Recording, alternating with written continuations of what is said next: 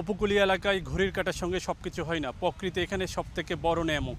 অনেক সময় যাতায়াত কিংবা চলাচলের ক্ষেত্রে নির্ভর করতে হয় জোয়ার ভাটার উপর। আমরা এখন আছি চট্টগ্রামের সীতাকুণ্ড বাঁশবাড়িয়া ফেরিঘাটে। সন্দ্বীপের মানুষের যাতায়াতের প্রধান মাধ্যম এই ঘাটটি এখন সন্দ্বীপের মানুষের উৎসাহ এবং উদ্দীপনার মাধ্যমে যাতায়াত শুরু করেছে। সন্দ্বীপের মানুষের এই বন্দরনগরী চট্টগ্রামের একমাত্র দ্বীপ উপজেলা সন্দ্বীপ। প্রায় 3000 বছরের প্রাচীন এই দ্বীপে মানুষের দেশের মূল ভূখণ্ডের সঙ্গে যোগাযোগ করতে হয় সন্দ্বীপ চ্যানেল পাড়ি দিয়ে। আর সন্দ্বীপ চ্যানেলের নৌ যাতায়াতের মানুষের দুর্ভোগে শেষ ছিল না। তবে সাম্প্রতিক এই দুর্ভোগে এসেছে পরিবর্তনের ছোঁয়া। দীর্ঘদিনের দাবির মুখে জেলা পরিষদের একক মনোপলি ব্যবস্থা থেকে সন্দ্বীপ চট্টগ্রাম নৌ রুটকে উন্মুক্ত করা হয়েছে। স্পিড বোটের ভাড়া কমিয়ে 300 থেকে 250 টাকা করা হয়েছে। সবচেয়ে অভাবনীয় ও বৈপ্লবিক পরিবর্তন, এই ঈদে জামা জুতো অ্যাকসেসরিজের ডিসকাউন্ট। এই রুটে হয়েছে সেটি হলো ফেরি সার্ভিস চলাচল। দেশের প্রথম সমুদ্র পথ হিসাবে গত 24শে মার্চ সন্দ্বীপ চট্টগ্রাম নৌ রুটে ফেরি চলাচল উদ্বোধন করেছেন নৌ উপদেষ্টা এম.এ. সাখাওয়াত হোসেন। এ সময় তার সঙ্গে উপস্থিত ছিলেন রেলপথ ও জ্বালানি উপদেষ্টা সন্দ্বীপের সন্তান ফয়জুল কবির খান সহ মোট 6 উপদেষ্টা। ফেরি উদ্বোধনীয় সুধী সমাবেশে প্রধান অতিথি হিসেবে ভিডিও কনফারেন্সে বক্তব্য রেখেছেন প্রধান উপদেষ্টা ডক্টর মোহাম্মদ ইউনূস। ফেরি চলাচল শুরু হওয়ার কারণে প্রথমবারের মতো সরাসরি গাড়ি করে ঢাকা ও চট্টগ্রাম থেকে সন্দ্বীপ আসা যাওয়ার সুযোগ হয়েছে সন্দ্বীপবাসীর। নতুন এই অভিজ্ঞতা নিতে এবার সন্দ্বীপের লোকজন গাড়ি করে ফেরি পার হয়ে সন্দ্বীপ যাচ্ছে বেশ উৎসবমুখর পরিবেশে। এছাড়াও সন্দ্বীপ চট্টগ্রাম রুটে সেবা দিচ্ছে 3টি পরিবহন কোম্পানি। এসবের ফলে গত 5 দিনে শুধু টোল থেকে সরকারের আয় হয়েছে 4 লাখ টাকা। পাশাপাশি কাঁচামাল, খাদ্য পণ্যসহ নির্মাণ সামগ্রী কম সময়ে সরাসরি সন্দ্বীপ পৌঁছে যাচ্ছে। এতে সন্দ্বীপের বাজারে পণ্যের দাম এর প্রভাব পড়েছে। আপনারা জানেন, যোগাযোগ ব্যবস্থা প্রতিবন্ধকতার কারণে সন্দ্বীপে লিভিং কস্ট দেশের অন্য স্থানের চেয়েও তুলনামূলকভাবে বেশি ছিল।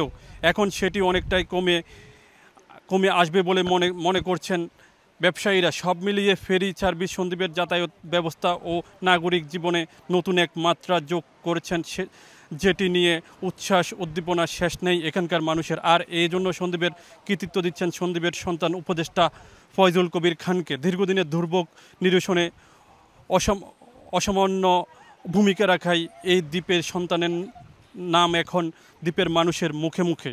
তবে উদ্বোধনী অনুষ্ঠানে নৌ উপদেষ্টা জানিয়েছেন, আবহাওয়ার কারণে এই ফেরিটি বর্ষা মৌসুমে চলাচলের সুযোগ নেই। এই রুটের জন্য সমুদ্রে চলাচলের উপযোগী ফেরি প্রয়োজন, যেটি বিদেশ থেকে কিনতে হবে। ফলে কিছুদিনের পর ফেরিটি বন্ধ হয়ে যাবে, এটি অনেকটা নিশ্চিত। এখন সন্দ্বীপের মানুষের দাবি নিরবিচ্ছিন্ন ফেরি চলাচল নিশ্চিত করতে দ্রুত সমুদ্র রুটে চলাচল উপযোগী একটি ফেরির।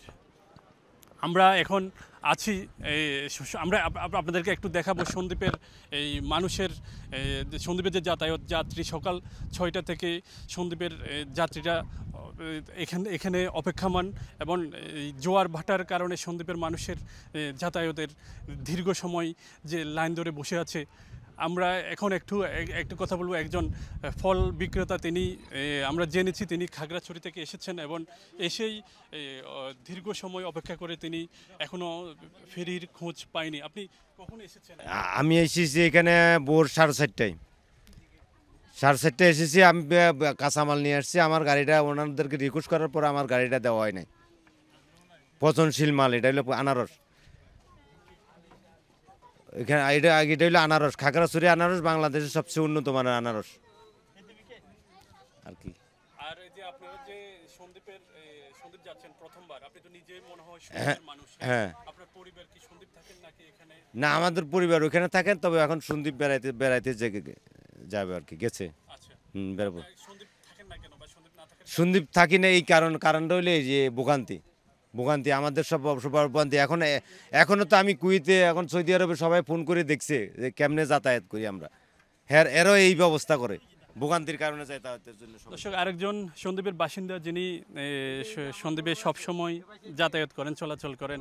আপনাদের তো ফেরি চালু হয়েছে এবং ফেরি চালুর সুফল পাচ্ছেন, এবং কি কি সমস্যা হতে পারে?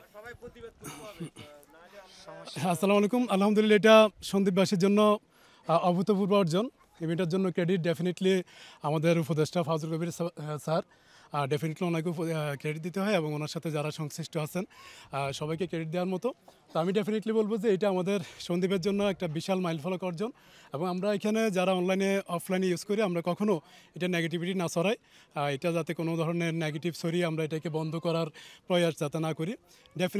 এটা আমরা পজিটিভলি, যেমন আমি কালকে আসছি এবং আজকেও যাচ্ছি, ফেরিতে যাচ্ছি, এবং ফেরি আমি মনে করি এটা আমাদের সন্দ্বীপবাসীর জন্য খুব বেশি প্রয়োজন। সেজন্য আমরা এখানে যাতায়াত করবো এখানে। আর এখানে যেহেতু ফেরি প্রথম দিকে হচ্ছে, আমার মনে হয় কিছু সমস্যা হতে পারে, জোয়ার ভাটার একটা রিলেশন আছে ফেরির সাথে, এগুলো প্রত্যেকটা ফেরিতে হয়। তো আমরা যারা অভিজ্ঞতা আছে তারা বুঝতে পারি, আর যারা পারেন নাই তারা সমালোচনা করে আগে বুঝেন যে ফেরির সমস্যা কোথায়, সমাধানটা কীভাবে হয়। যেখানে সমস্যা আছে সমাধান হবে, সমাধান হলে আমরা এখানে কি কি সমস্যা হচ্ছে এগুলো যখন আসবে দেন আমরা ডেফিনেটলি এগুলো সমাধান হবে। আর আমাদের দেশের সবচেয়ে বড় যে সমস্যাটা আমার মনে হয়, আমাদের অস্থিমজ্জার রাজনীতিটা চলে আসছে। যে কোনো জায়গায় আমরা রাজনীতিটা চিন্তা করে ফেলি। তো আমি সবার কাছে বিনীত অনুরোধ থাকবে, এই ফেরিটা নিয়ে আমরা কোনো ধরনের রাজনীতিক এবং ঘাট নিয়ে যে আমাদের ব্যবসা হয় এই ধরনের কোনো ব্যক্তি চিন্তা না করে আমরা সামষ্টিক চিন্তা করে ফেরিটাকে পজিটিভলি প্লেস করব। ইনশাল্লাহ ফেরি আমাদের খুব বেশি সুফল দিবে এবং আরও বেশি সুফল সন্দ্বীপের মানুষ পাবে ফেরি থেকে, এটা আমি আশা করতেছি। আসসালামু আলাইকুম, ধন্যবাদ চ্যানেলাই এবং সাকিব। ধন্যবাদ। আরেকজন সন্দ্বীপের বাসিন্দা ইজ্জাত রায়, সন্দ্বীপ যাচ্ছেন আপনি, কি মনে হচ্ছে আপনি সন্দ্বীপের ফেরি চলাচলে সুফল এবং যে দুর্ভোগ কাটিয়ে আপনারা কি আসলেই শান্তিতে বাড়িতে ফেরার কোনো আশঙ্কা আছে কিনা, এবং কি কি সমস্যা হতে পারে সন্দ্বীপে যাতায়াতে? ধন্যবাদ। আমি প্রথমে ধন্যবাদ জানাই যে যারা 2010 সালের দিক থেকে যারা নৌঘাট সিন্ডিকেটের বিরুদ্ধে, প্লাস হচ্ছে নিরাপদ নৌ যাতায়াতের জন্য আমরা সামাজিক সংগঠনের বিভিন্ন নেতৃবৃন্দ যারা আন্দোলন করে আসছে, আমি তাদেরকে ধন্যবাদ জানাচ্ছি। তারা প্রেশার ক্রিয়েট গ্রুপ হিসাবে কাজ করেছিল। তো আজকে আমাদের সন্দ্বীপের সন্তান আমাদের উপদেষ্টা মহোদয়কেও ধন্যবাদ জানাচ্ছি তড়িৎ গতিতে চলমান একটা প্রজেক্টকে অর্থাৎ বাস্তবায়ন করার জন্য। তো যেহেতু প্রজেক্টটা চালু হয়েছে, কিছু সমস্যা থাকবেই, সমস্যা থাকলে এটা সমাধান। আর আমার সবচেয়ে ভালো লাগছে যে ফেরি দিয়ে, অর্থাৎ আপনি গাড়িতে করে বাড়ি যাচ্ছেন, প্লাস অনেকে পার্সোনাল গাড়ি দিয়ে বাড়িতে যাচ্ছে, এটা কিন্তু আসলে খুবই ভালো লাগার।